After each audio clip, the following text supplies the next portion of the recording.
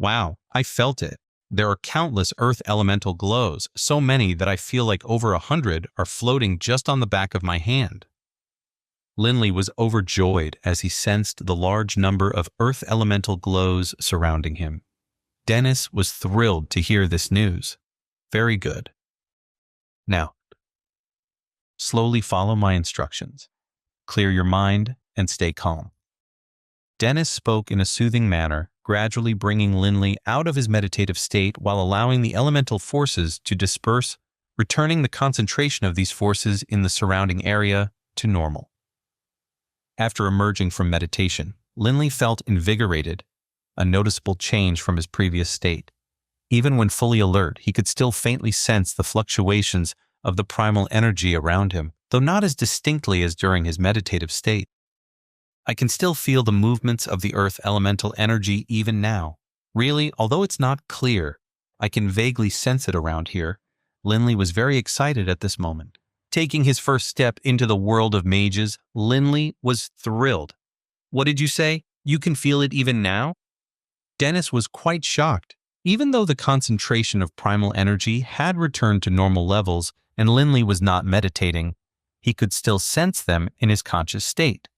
This indicated Linley's remarkable affinity with the elements. Well, why aren't you saying anything? How is my affinity with the elements? Linley asked with concern. Right now, Linley didn't know if his performance was good or bad. Excellent. Truly remarkable. Your affinity with the primals, as far as I can tell, is exceptionally high. Dennis's face was beaming. In my experience, it's rare to find even one mage in 1,000 with a connection to these forces that matches yours. Linley's heart suddenly pounded with excitement, leaving him speechless.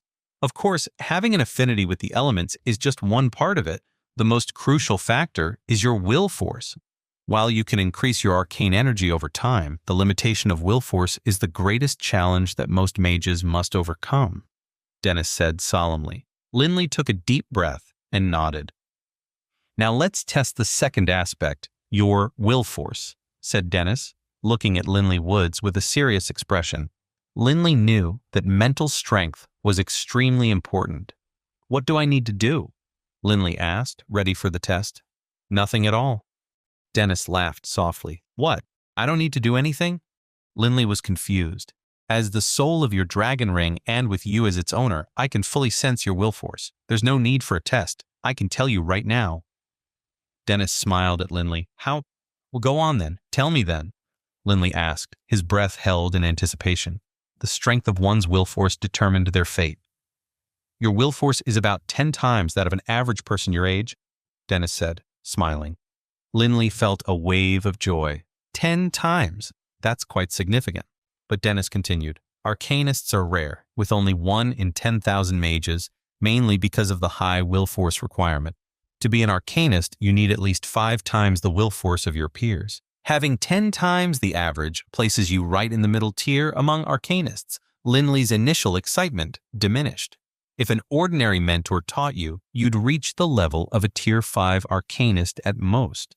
However, with me as your teacher, it's a different story.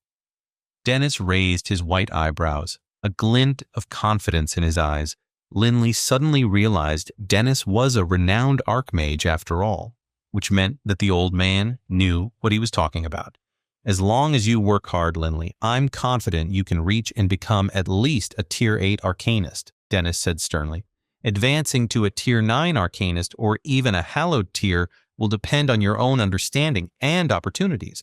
But if you don't put in the effort, you may not even achieve the status of a Tier 5 Arcanist. In that case, you'll have no one to blame but yourself. Having a good mentor is important, but ultimately, success depended on one's own efforts, and Linley, although just 18, understood that with a maturity that most older boys did not yet possess. Grandpa, don't worry, I won't let you down, nor will I disappoint my father or the family lineage. At that moment, Linley's mind was filled with the legacy of the family and the remarkable achievements of his ancestors, fueling his determination to restore their honor. Very well. Starting tomorrow, I will officially begin teaching you. Dennis's eyes blazed with intensity as he looked at Linley, exuding the confidence of a seasoned archmage. From the second day onwards, Linley began his intense training regimen. Since he couldn't reveal Dennis's existence to his father, Linley began combat training at dawn and dusk. In the mornings, he still needed to study subjects like politics, religion, etiquette, military strategy, geography, and arts under his father's watchful eye. In the afternoons, Linley would head to Raven Peak, northeast of town, where he hid in a quiet spot to learn magic away from peering eyes, focusing on building his arcane energy through meditation. Moreover, Linley spent a lot of time meditating every night after dinner. He dedicated his day to warrior training, acquiring knowledge, practicing magic, and meditating, leaving only 6 hours for sleep. While this might seem sufficient, the daily meditation to strengthen his will force was incredibly exhausting, far more so than for an average person. As a result, Linley's 6 hours of sleep each night were profoundly restful. As the days passed, Linley's progress was evident. This grueling process led to a remarkable transformation. Linley felt a thrill as he absorbed the earth elemental energy for the first time, transforming them into arcane energy. He experienced his first instance of excessive meditation, which depleted his will force to the point of near fainting. And then, there was the thrill of truly casting earth magic for the first time. Even though that first spell only made the ground sprout a tiny earth spike a mere 8 inches long, it was an exhilarating experience. Linley often found himself navigating the uncertainties of his journey in magic. Each step revealed new possibilities and challenges. Linley's perseverance and rapid progress amazed even Dennis.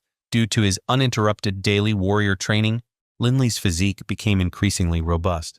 Harnessing elemental forces to develop his magic ability and frequent meditation instilled a calm and composed demeanor in him, much to the surprise and delight of his father and Hillman. Spring turned to fall in the blink of an eye. Less than a month remained until enrollment for the magic aptitude test. The ancestral hall stood quietly in the rear courtyard of the Wolfram estate, rich with the history and traditions of the family lineage. Woot. The cleaning and tidying up is done. Now I can go practice some magic with no one to disturb me. Progress is good, and I've even managed to cast my first spell without any mistakes. I feel fantastic.